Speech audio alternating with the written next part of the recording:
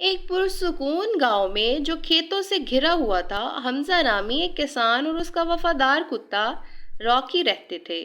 راکی بچپن سے ہی حمزہ کے ساتھ تھا اور سالوں کے دوران ان کے درمیان ایک ناقابل شکست رشتہ بن چکا تھا۔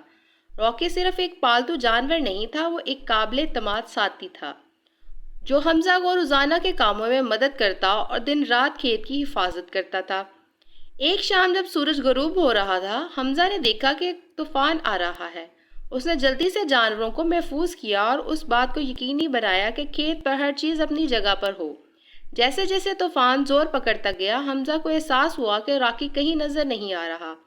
پریشان ہو کر اس نے پورے کھیت کی تلاشی لی، لیکن اپنے وفادار کتے کو نہ پا سکا۔ حمزہ کو ڈر تھا کہ راکی طوفان میں پھنس گیا ہوگا۔ وہ جانتا تھا کہ راکی کبھی کھیت کو نہیں چھوڑے گا جب تک کہ کچھ غلط نہ ہو۔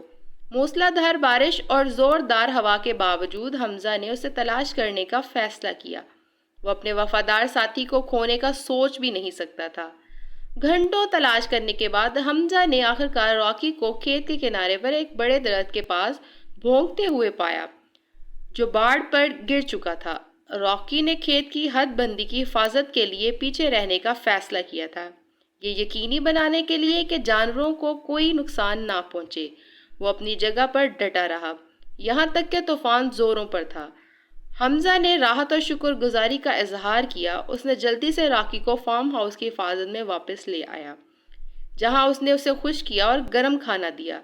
حمزہ کو احساس ہوا کہ راکی کی وفاداری بے مثال تھی، چاہے حالات کیسے ہی بھی ہوں۔